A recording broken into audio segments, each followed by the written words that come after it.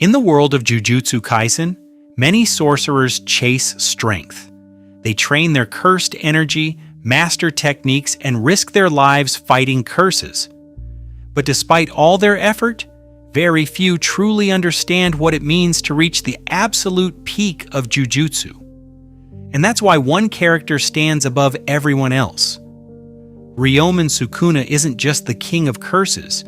In many ways, he might actually be the perfect sorcerer. Most sorcerers are still bound by human limitations. They hesitate, they worry about others, they question their decisions in the middle of battle.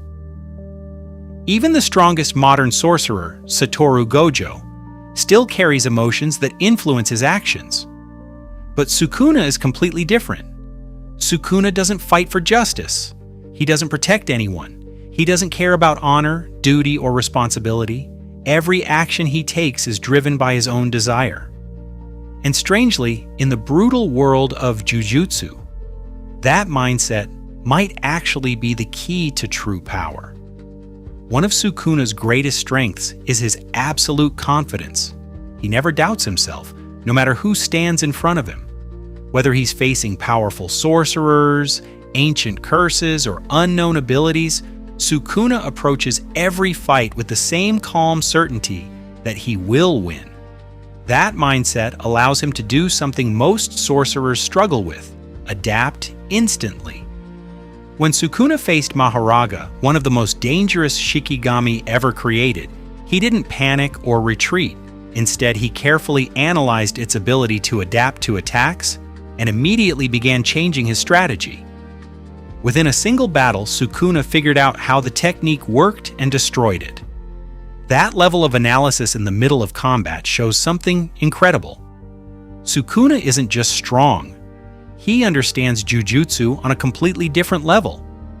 But the real reason Sukuna might be the perfect sorcerer lies in his relationship with cursed energy itself. In the world of Jujutsu, cursed energy is born from negative emotions. Fear, anger, hatred, regret. These feelings fuel the power that sorcerers use. Most fighters try to control or suppress these emotions so they don't lose themselves. Sukuna does the opposite. He doesn't fight against his darkness. He accepts it completely, and that acceptance allows him to use cursed energy without hesitation or restriction. This philosophy is also reflected in his domain expansion, Malevolent Shrine. Unlike normal domain expansions that trap opponents inside a closed barrier, Malevolent Shrine manifests directly into reality. Sukuna doesn't need to create a separate space for his domain to function. Instead, he forces his technique onto the real world itself, turning everything around him into his domain. This isn't just powerful. It shows a level of mastery over Jujutsu that very few characters have ever achieved.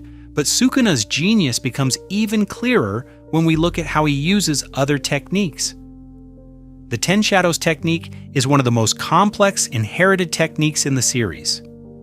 It has been passed down through generations of the Zenin clan, yet even its original users struggled to fully control its strongest Shikigami. And yet, Sukuna was able to take this inherited technique and push it even further. He didn't just use it, he improved it.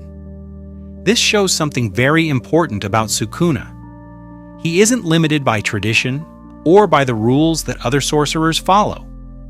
Instead of treating techniques as fixed abilities, Sukuna experiments with them, studies them, and evolves them into something more dangerous.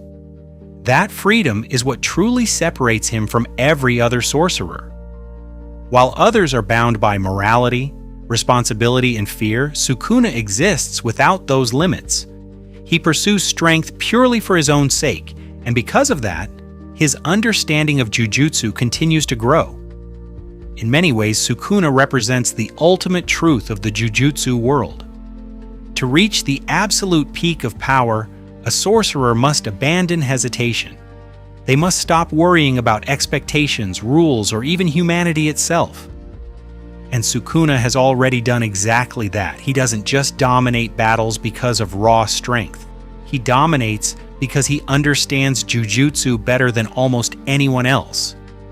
which is why the King of Curses might not just be the strongest character in Jujutsu Kaisen. He might actually be the perfect sorcerer.